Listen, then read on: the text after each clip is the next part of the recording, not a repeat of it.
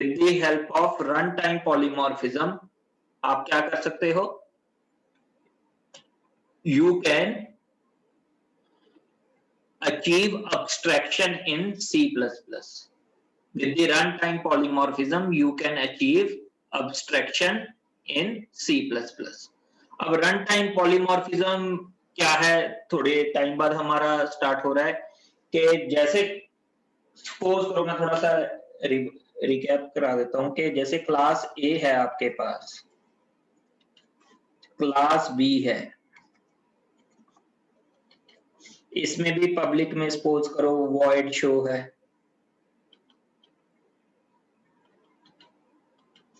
इसमें भी, और इसने इनहेरिट किया हुआ है क्लास A को, ठीक है, पब्लिक A, और आपने यहां भी पब्लिक सेक्शन में सपोज करो void शो है। तो जो B क्लास का, अगर मैं B क्लास का पॉइंटर करके ऐसे कर दूं new A, yes, any one of you please tell me, is this statement valid? B star OB is equal to new A, is it valid or invalid? Anybody? आपने किस class का pointer बनाया, B class का, उसको memory किस type की थी, A type की। A क्या है, बेस क्लास, B क्या है, derived class. So this type of statement will be invalid.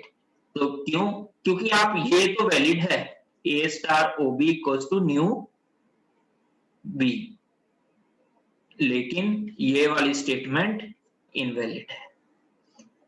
तो बेसिकली आप क्या करोगे, A star OB equals to new B के साथ अगर आप OB शो करते हो तो क्या होगा, क्लास A वाला ही फंक्शन चलेगा। तो अब आपने यहां पर जो फंक्शन ओवरराइडिंग कर दी है कि मतलब ड्राइव्ड क्लास में उस फंक्शन को रीडिफाइन कर दिया है, आपको नए वाली डेफिनेशन चाहिए, then you have to write here virtual keyword. तो अब अगर आप OB शो करोगे तो ड्राइव्ड क्लास वाला शो फंक्शन चलेगा, ठीक है।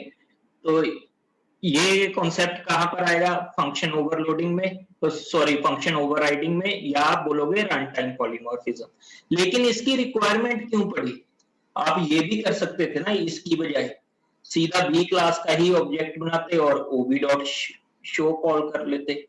इसकी जरूरत क्यों पड़ी, इसकी जरूरत पड़ती है किस केस में, when you have abstract class। अब ये abstract class क्या है वो अभी हम देखेंगे। अभी तक जो हुआ है उसमें किसी को डाउट हो, क्योंकि अब अब्स्ट्रैक्ट क्लास का आएगा कॉन्सेप्ट तो पिछला क्लियर होना चाहिए, ये सारा आपको क्लियर होना चाहिए। ऐसी वर्चुअल डिस्ट्रक्टर करवाया था आपको, वर्चुअल डिस्ट्रक्टर में क्या था, अगेन अगर आप इसी एग्जांपल की बात करो, अगर आपने ये वाली स्टेटमेंट चलाई तो किस टाइप का है OB पॉइंटर, A टाइप का, तो जैसे ही आप डिलीट OB करोगे तो सिर्फ A क्लास का डिस्ट्रक्टर चलेगा, तो आपका B क्लास का डिस्ट्रक्टर नहीं चलेगा। तो पहले तो लेकिन B क्लास का डिस्ट्रक्टर चलना चाहिए था, so there will be memory leak. तो इस केस में आपको क्या करना पड़ेगा, आपको यूजिंग वर्चुअल कीवर्ड आपको बेस क्लास में डिस्ट्रक्टर के आगे लिखना पड़ेगा, जस्ट लाइक दिस। इस केस में क्या था, डिस्ट्रक्टिंग बेस, और यहां पर जैसे ही आपने बेस क्लास में वर्चुअल लिख दिया था तो आपको डिस्ट्रक्टिंग डिराइव्ड और डिस्ट्रक्टिंग बेस दोनों शो हुआ था। तो ये तो हमने लास्ट टाइम भी कर चुके। यहां तक किसी को कोई डाउट हो, फिर मैं एब्स्ट्रैक्ट क्लास को इसी का कॉन्सेप्ट आगे एक्सटेंड करेंगे हम। तो यहां तक अगर किसी को डाउट है तो वो पूछ सकता है, नो डाउट, ओके। चलो अब एब्स्ट्रैक्ट क्लास की तरफ जाते हैं। अब आपको मालूम होगा कि 4 basic concepts of object oriented programming कौन कौन से थे आपके? First one is known as encapsulation, ये जनरली थ्योरेटिकल क्वेश्चन आ जाता है आपको। Second one is known as polymorphism, third one inheritance, fourth abstraction. जो एनकैप्सुलेशन एंड डेटा हाइडिंग कई इसको ऐसे लिखते हैं। तो ये तो क्लास बन गई आपकी, बाय डिफॉल्ट से प्राइवेट होता है, तो एनकैप्सुलेशन में मेंबर फंक्शन और डेटा वेरिएबल्स एक क्लास में आपके एनकैप्सुलेट होते हैं, उस कॉन्सेप्ट को एनकैप्सुलेशन कहते हैं।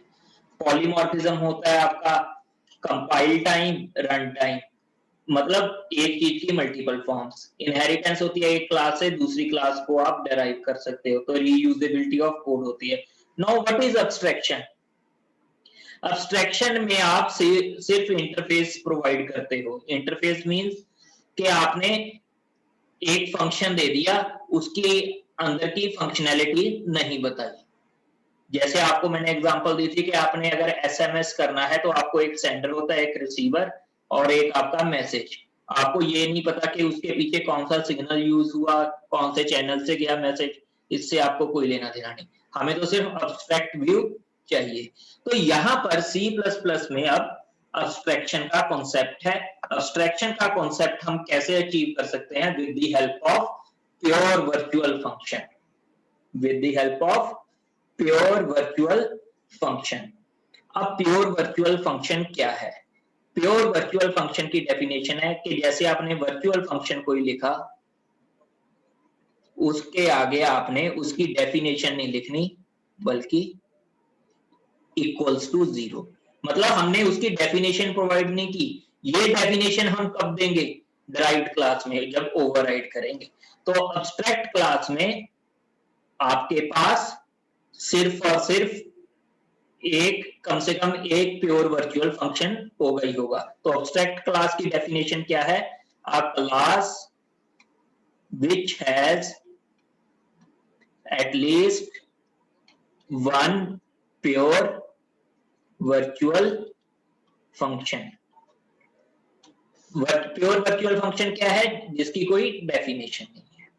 सेकंड प्रॉपर्टी है अब्स्ट्रैक्ट क्लास की कि इसका आप ऑब्जेक्ट नहीं बना पाओगे। सेकंड प्रॉपर्टी है अब्स्ट्रैक्ट क्लास की कि इसका आप in abstract class no object can be formed. तो वहां पे एरर आएगा।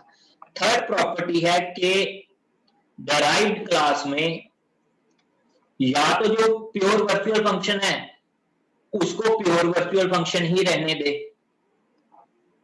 या फिर उसको रीडिफाइन करे, वरना एरर आएगी। ठीक है, अब यही कॉन्सेप्ट अभी हम देखेंगे, तो इसको आगे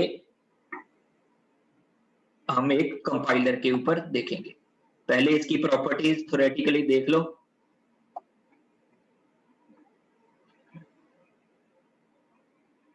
ठीक है, या तो वो भी derived class should override such functions, otherwise they become abstract too। pointer to an abstract can still be created। तो इसकी वजह से ही हमारी जो pointer to an abstract class है, इसकी वजह से ही हमारी रन टाइम पॉलीमॉर्फिज्म अचीव होती है। तो इसको हम अगर कंपाइलर पे देखें, देखो अब जिसको थ्योरेटिकल समझ में नहीं आया तो यहां पर देखो, वो अगर कहीं डाउट होगा तो मेरे से पूछना।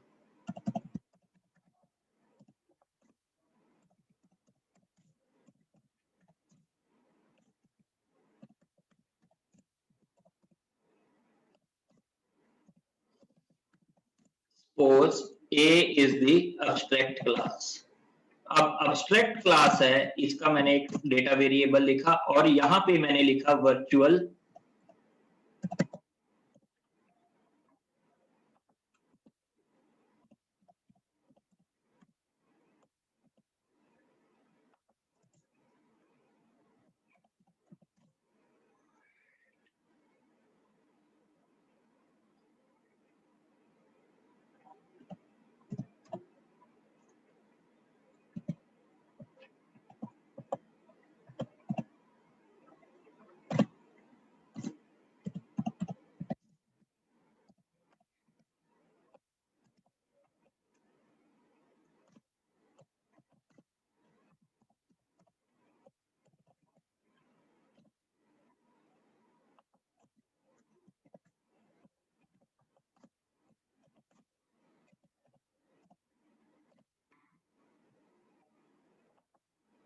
ठीक है, तो यहां पर मैंने एक क्लास ए बनाई।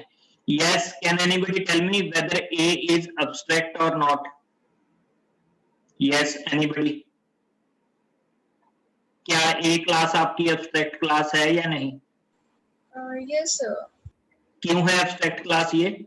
क्योंकि इसमें इंट ए ये जो फंक्शन है ये प्योर वर्चुअल फंक्शन है। क्लियर? सो अब मैंने जो पहली बात बताई है कि एब्स्ट्रैक्ट क्लास का कभी भी ऑब्जेक्ट आप क्रिएट नहीं कर सकते। सो इसका मतलब क्या है, अगर मैंने ए ओ बी लिखा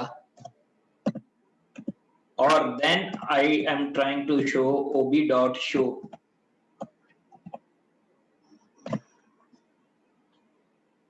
तो क्या ये वर्क करेगा? The answer is no. अब मैं इसको अगर सेव करूं,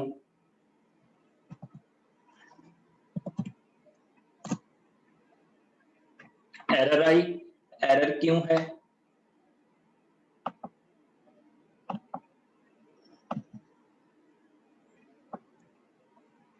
can not declare OB to be abstract type A.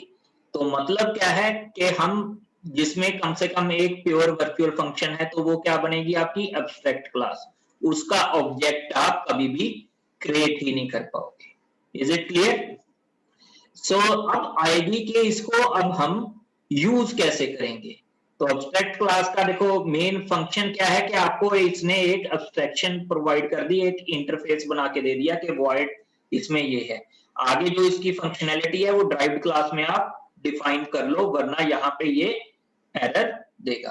तो लेट अस सपोज मैंने अभी क्लास डी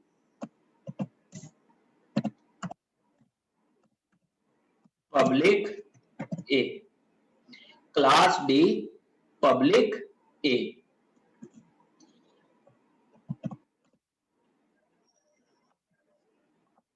और यहां पे मैं यूज कर रहा हूं पब्लिक, रीडिफाइन कर रहा हूं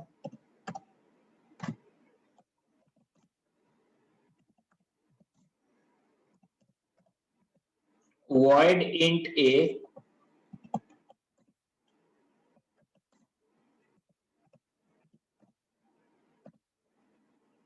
equals to 20। ठीक है, सो देन अब ऑब्जेक्ट तो बना नहीं सकते, हमेशा रन टाइम पॉलीमॉर्फिज्म में क्या करते हो आप? a pointer ob equals to new b।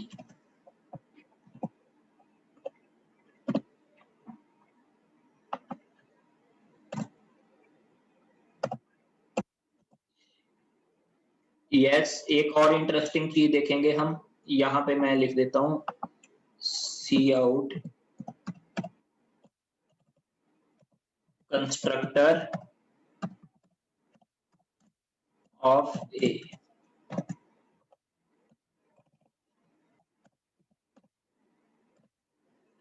अब यहां पे हम क्या करेंगे कि हमारे पास cout constructor of A endl, क्या ये मैसेज प्रिंट होगा? देखो एब्स्ट्रैक्ट क्लास का हम ऑब्जेक्ट नहीं बना सकते, लेकिन जब भी ड्राइव्ड क्लास का ऑब्जेक्ट बनेगा या ड्राइव्ड क्लास की मेमोरी एलोकेट होगी, यहाँ पे डी आएगा, सॉरी बी नहीं, तो जब भी ड्राइव्ड क्लास की मेमोरी होगी तो सबसे पहले उसका कंस्ट्रक्टर चलने से पहले क्या होगा? किस क्लास का कंस्ट्रक्टर चलता है? बेस क्लास का। तो ये प्रोग्राम से हम ये देखेंगे क्या ये बेस क्लास जो कि आपकी एब्स्ट्रैक्ट क्लास है उसका कंस्ट्रक्टर चलेगा?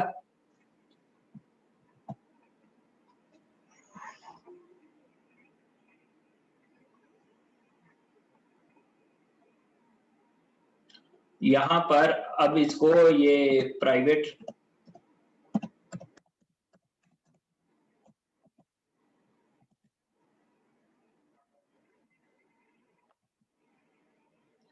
वो आपका कंस्ट्रक्टर ऑफ ए चला और कितना प्रिंट कर दिया इसने? 7। ये 7 क्यों आया? क्योंकि अभी आपने show function, sorry int A function को कॉल नहीं किया था। सो अगर आप वैल्यू चेंज करना चाहते हो तो आपको क्या करना पड़ेगा? यहाँ पे ओबी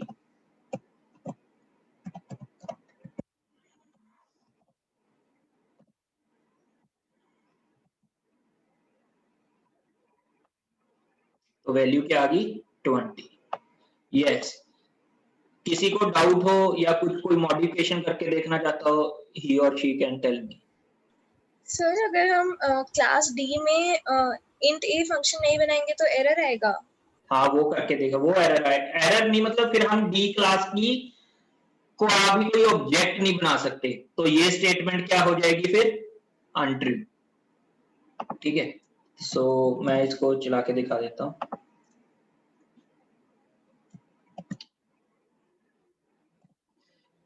अगर इस स्लाइड को नोट डाउन करो, drive classes should override such functions. Overriding का मतलब रीडिफाइन करना पड़ेगा उस फंक्शन को। सभी को ये बात क्लियर है कि ओवरराइडिंग और ओवरलोडिंग में क्या डिफरेंस है? ओवरलोडिंग में तो नंबर ऑफ पैरामीटर्स या पैरामीटर की टाइप्स का डिफरेंस होता है, लेकिन ओवरराइडिंग में बिल्कुल सेम फंक्शन होंगे, लेकिन एक बेस क्लास में होगा, एक ड्राइव्ड क्लास में। तो using virtual keyword we can access any of them using base class pointer. ठीक है, तो अब इसका मतलब क्या है? Derived classes should override such functions otherwise they become abstract. अगर मैंने इसको रीडिफाइन नहीं किया तो ये क्या बन जाएंगी? ये क्लास भी, क्लास डी भी क्या बन जाएगी? Abstract class. सो इसको एग्जीक्यूट करके देखते हैं, तो एरर आ गया, क्योंकि यहाँ पे डी क्लास में एरर किस बात का है कि डी क्लास का था, और ये क्लास क्या है? प्योर वर्चुअल फंक्शन इसमें भी है, तो ये क्या बन गई आपकी abstract class. So that means इस क्लास में भी एरर आएगी, क्योंकि आपने इसका मेमोरी एलोकेट की है। डाउट क्लियर हुआ? यस, जिन्होंने डाउट पूछा था। Yes sir. हाँ जी, और किसी को कोई डाउट हो?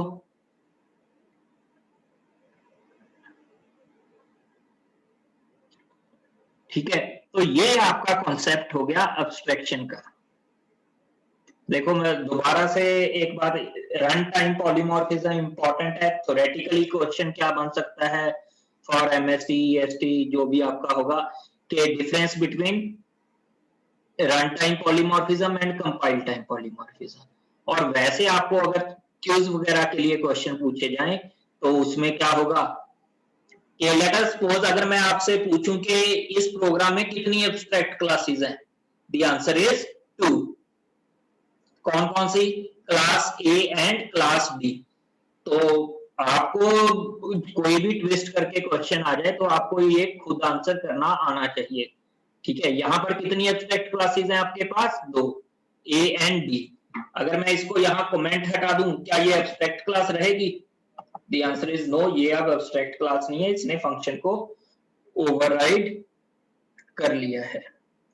Clear? Any doubt? So abstract class का सिग्निफिकेंस क्या है? हाँ, सिग्निफिकेंस का वेरी गुड क्वेश्चन। देखो सपोज करो आप टीम लीडर हो, जैसे आप इंडस्ट्री में जाओगे, आप टीम लीडर हो, आपको आपने काम देना है अपने जो आपकी साथ की टीम है, तो आपने क्या दिया? आपने abstract view class, abstract class बना दी। ठीक है, कि यार ये वाला फंक्शन, जैसे डिस्काउंट का फंक्शन एक एम्प्लॉय ने करना है, तो इसको रीडिफाइन कौन करेगा? वो वाला बंदा। ठीक है, इसको रीडिफाइन मतलब आप एक एब्स्ट्रैक्ट व्यू दे रहे हो उसको। ठीक है, काम डिवाइड के लिए बेसिकली एब्स्ट्रैक्ट व्यू का मतलब एक इंटरफेस प्रोवाइड कर दिया उस बंदे ने, उसको फिलअप करना है उसमें वर्डिंग देनी है। क्लियर? Yes sir. एक फंक्शनैलिटी दे दी उसको। ठीक है, उसको कोडिंग से, इंटरनल कोडिंग से कोई मतलब नहीं, उसको बस उसके फंक्शन को कॉल करना है और एग्जीक्यूट करवाना है। क्लियर? सो नेक्स्ट इज, चलो अब थोड़ा सा एक जनरली आपसे एक क्वेश्चन पूछता हूं मैं, कि मेरे पास इनहेरिटेंस के ऊपर बेस्ड है। ठीक है, तो कई बार इंटरव्यूज में पूछ लिया जाता है ये ऑन दी, अगर आप C++ की इंटरव्यू दे रहे हो। सपोज करो मैं यहाँ पे प्रोग्राम लिख रहा हूं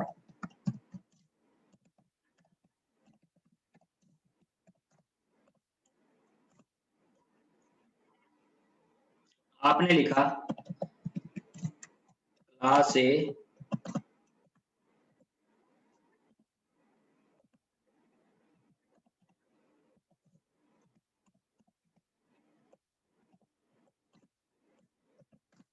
void show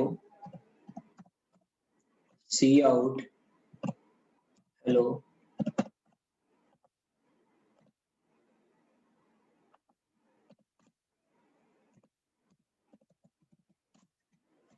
class B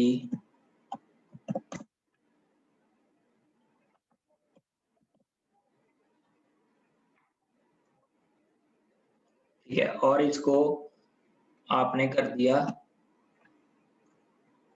इसको आपने कर दिया पब्लिक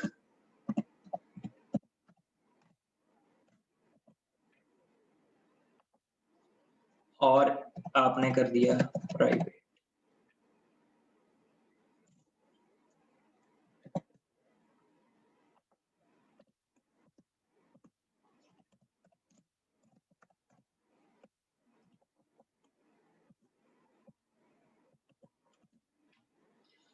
मैं बी क्लास के ऑब्जेक्ट के साथ इस फंक्शन को कॉल करना चाहता हूं और इस फंक्शन को मैं किसी और मेंबर फंक्शन में नहीं कॉल करना चाहता, सीधा मेन में ही कॉल करना चाहता हूं। Is there any way? समझे बात? क्लास बी में इसका स्कोप क्या होगा? एनीबॉडी? शो फंक्शन का क्लास बी में स्कोप क्या होगा? प्राइवेट।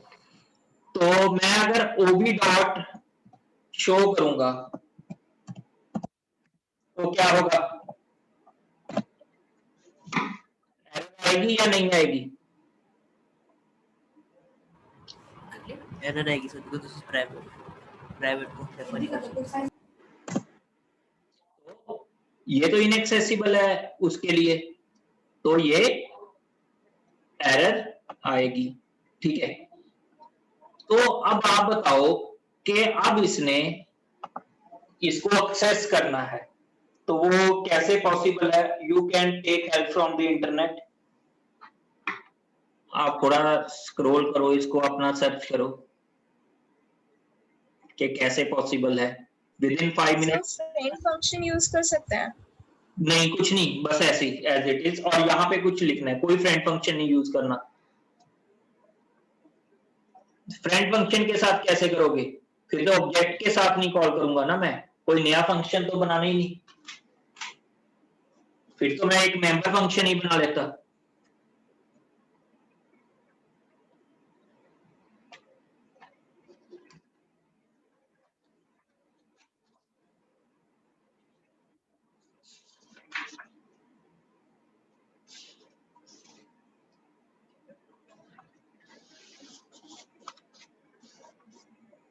देखो ये एक सिंटेक्स है इनहेरिटेंस के केस में, याद रखना है। आप लोग ही मुझे इसकी यूटिलिटी बताओगे कि कहां पर होगी। ठीक है, अब मैंने लिख दिया पब्लिक, सॉरी ये कैप्स लॉक दबाया गया, पब्लिक। अब क्या है मेरे पास? पब्लिक स्कोप की मैं बात कर रहा हूं, किस क्लास के लिए? बी क्लास के लिए। अब मैंने वहां पर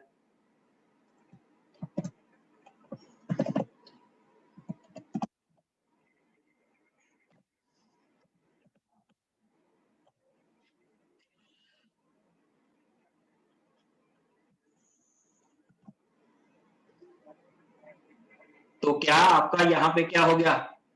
प्रोग्राम एग्जीक्यूट हो गया।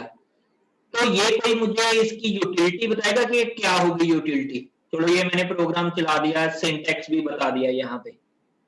ठीक है, तो लेकिन इसकी यूटिलिटी क्या होगी? एनीबॉडी?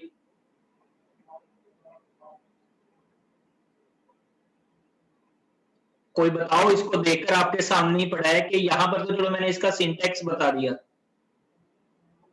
ठीक है, इसका कोई यूटिलिटी, इसका यूज कहां पे होगा? सपोज करो आपके पास यहां पर मल्टीपल फंक्शंस इसके, जैसे void function1,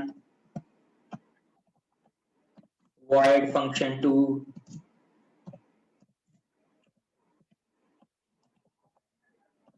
so on void function10 लगा लो, और एक है void show।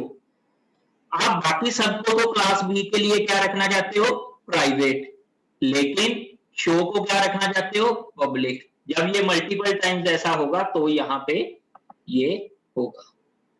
यस, बिल्कुल सही निमेश गर्ग, बिल्कुल सही, ठीक है। तो ये वाली बात क्लियर हुई, ये सिंटैक्स, ठीक है।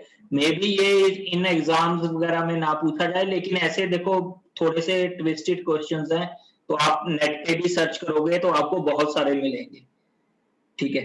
तो ऐसे खुद ब खुद सर्च किया करो, ठीक है, so that you can get benefited. तो यहां तक किसी को कोई डाउट हो?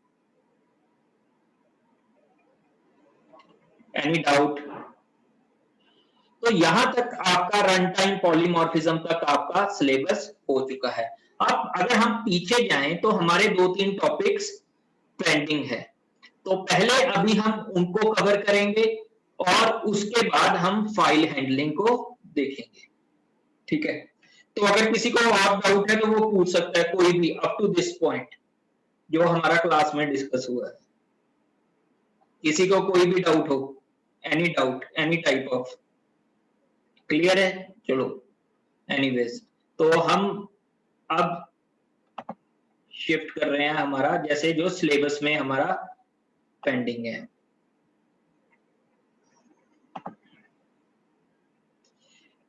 Please tell pure virtual function. Yes, pure virtual function क्या है, जिसकी खुद की कोई डेफिनेशन ना हो। यहां पर virtual void int a equals to 0 लिख दिया, क्या यहां पर हमने कोई डेफिनेशन दी है प्योर वर्चुअल फंक्शन की?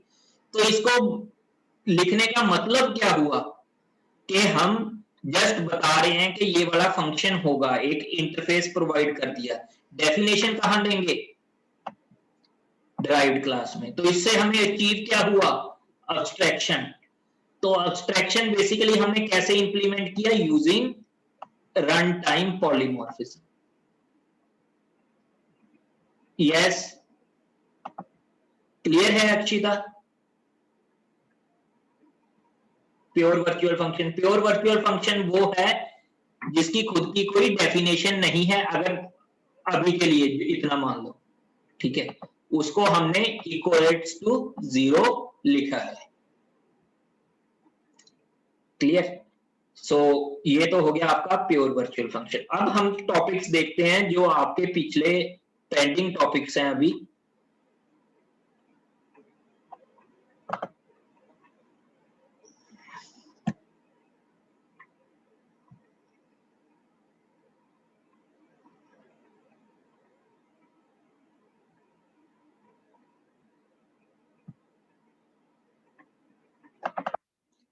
देखो यहां पे आप अगर जाओगे तो हमारा यहां पे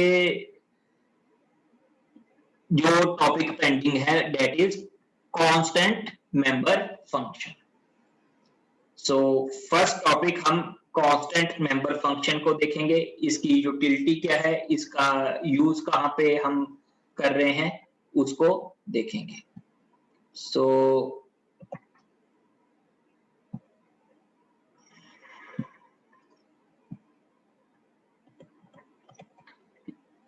is this slide visible? Yes or no? Yes sir. ठीक है, तो सबसे पहले कांस्टेंट वेरिएबल क्या होता है आपका? आपने लिखा देखो यहां, जैसे इस स्लाइड में const int i equals to 10, ठीक है, const int j is equal to i plus 10। ये दोनों स्टेटमेंट्स बिल्कुल फाइन है, लेकिन i और j क्या है? कांस्टेंट। बट जैसे ही आपने i प्लस प्लस किया, मतलब आप क्या कर रहे हो? i की वैल्यू को चेंज करने जा रहे हो। जैसे ही आप i की वैल्यू को मॉडिफाई करने गए, then there will be an error. तो वो एरर क्यों है?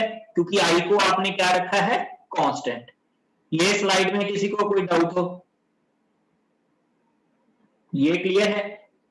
ओके, सो नेक्स्ट पे आओ, अब कांस्टेंट क्लास वेरिएबल। पिछले में क्या था, वो नॉर्मल क्लास वेरिएबल था, और इस केस में क्या है, वो कांस्टेंट क्लास वेरिएबल। अब यहां पर देखना होगा कि जो आपका इंट आई है, अगर ये नॉर्मल इंट आई होता, कांस्टेंट नहीं लगा होता, तो क्या होता, आप यहां पे आ देते टेस्ट इंट एक्स, फिर क्या लिखते आई इक्वल्स टू एक्स। लेकिन यहां पे अब क्या किया है इसने, ऐसे। तो क्या जो हमारा दूसरा प्रोग्राम होगा, normal program, will it be valid? ये अभी हम इस प्रोग्राम को कॉपी पेस्ट करके कंपाइलर में देखते हैं, और फिर हम देखेंगे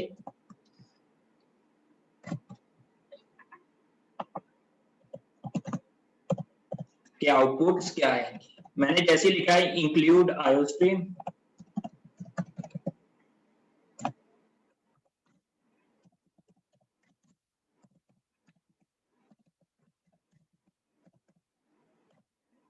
ठीक है। यहां पर ये कांस्टेंट इंट वेरिएबल है, और मान लो मैंने यहां पे ऐसे नहीं लिखा, मैंने लिख दिया आई इक्वल्स टू एक्स। ठीक है, अब मैं इसको एग्जीक्यूट करने जा रहा हूं। मैंने सेव किया,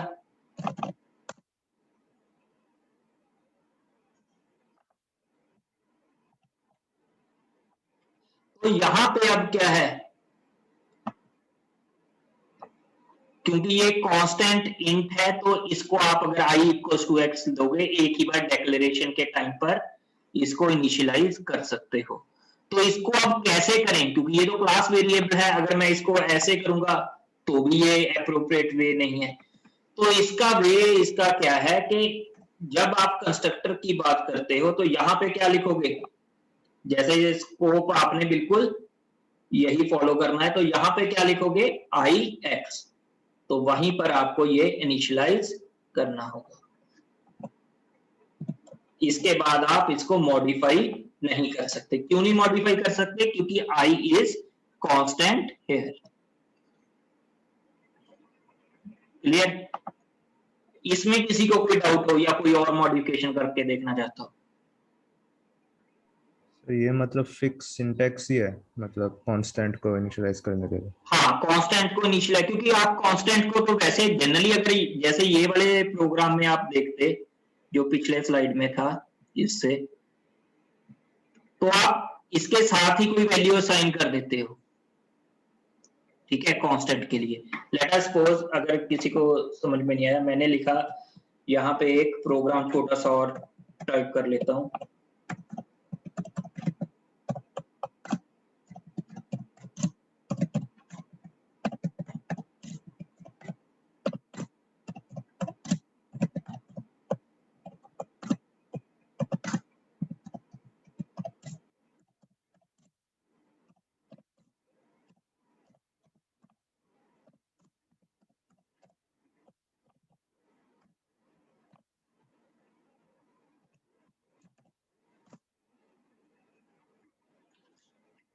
क्या आई एरर? एरर क्यों आई?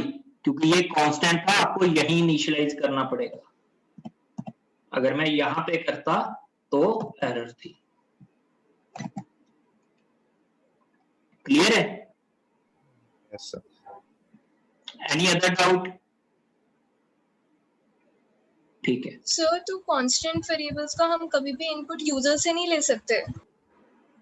कांस्टेंट वेरिएबल का यूजर से तो नहीं ले पाओगे, क्योंकि फिर वो कांस्टेंट नहीं रहा ना। लेट अस सपोज मैं देख लेता हूं, मेरे हिसाब से नहीं होना चाहिए।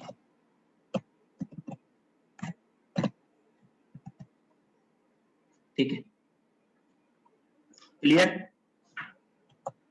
एनी? Yes sir. तो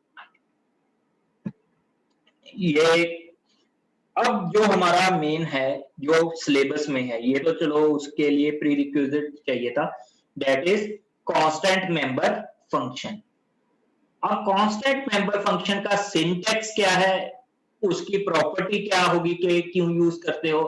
प्रॉपर्टी तो यही होगी कि जो भी डेटा वेरिएबल की वैल्यू, जो भी फंक्शन होगा, वो उसको मॉडिफाई नहीं कर सकता होगा। तो उसको देखेंगे अभी।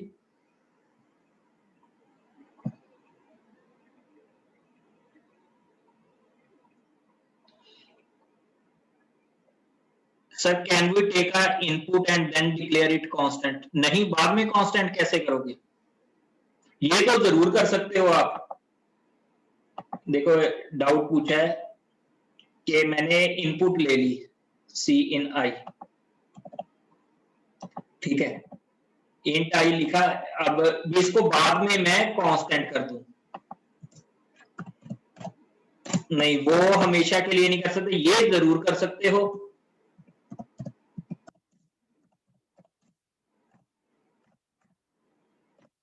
तो जे को अब आप यूज कर लो, ठीक है निमेश, क्लियर? ओके, सो ये तो आप कर सकते हो। नेक्स्ट है अभी कांस्टेंट मेंबर फंक्शन का प्रोग्राम। सो कांस्टेंट मेंबर फंक्शन के लिए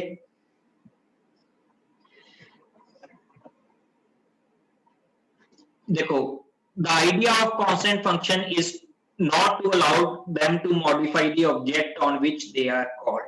अब मान लो आपको ये फंक्शन किसी ने बना दिया और आप चाहते हो कि उसको कोई मॉडिफाई ना कर सके, उसको कोई जो एक बार उसमें वैल्यू डेटा वेरिएबल्स की वैल्यू है उसको कोई modify ना कर सके।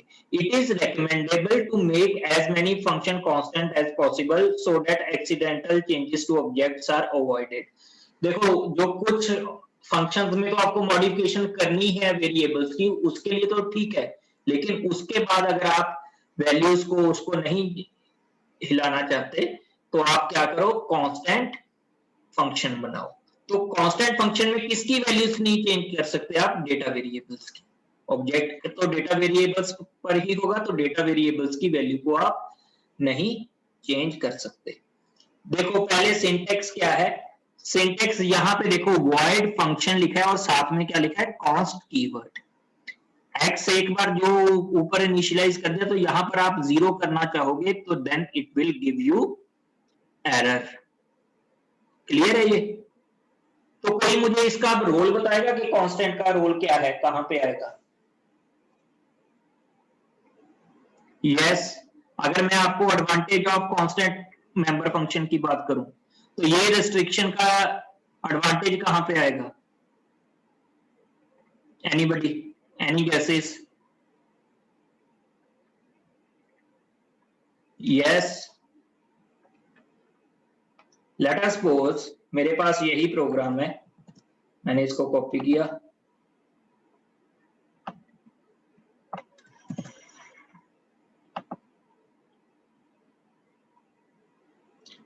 यस कोई भी वैल्यू, वैसे तो आपको मैं अभी एक एग्जांपल दूंगा। लेट अस सपोज मैंने यहां पे ये अगर प्राइवेट वैल्यू भी होती, ठीक है, और मैं क्या करता, मैंने यहां पे पब्लिक में एक बार वैल्यू को इनिशियलाइज कर दिया,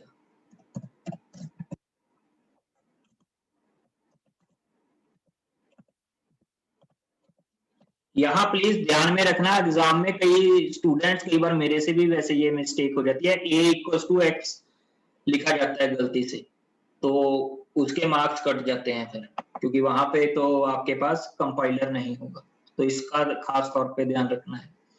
सो इंट मेन आपने इसको अब कांस्टेंट डिक्लेयर कर लिया। लेट अस सपोज मैं कर रहा हूं, यहां पर मैंने ऑब्जेक्ट बनाया AOB7।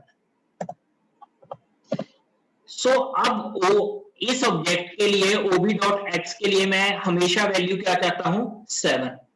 अब उसके बाद जो भी आपने प्रोग्राम करना है वो किसी दूसरे लोकल वेरिएबल में स्टोर करके आप करवा लो।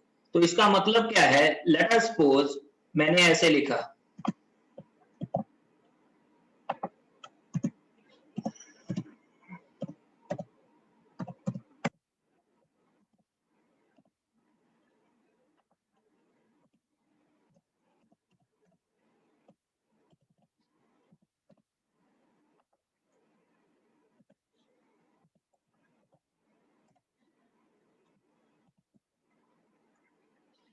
X is a read only object। तो अब आप चाहते क्या हो कि जो एक बार x की वैल्यू आपने, क्योंकि ये डेटा वेरिएबल की फिक्स कर दी, ये ना आप छेड़ो, तो आप क्या करो, इसकी बजाय आपने लिख दिया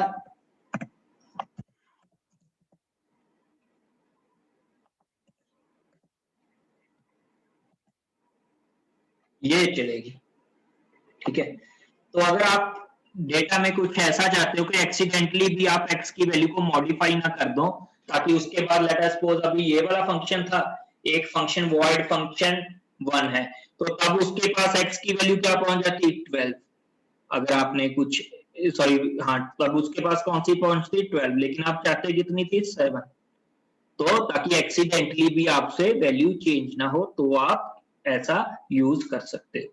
Then you have to declare the member function as const. Any doubt in constant member function?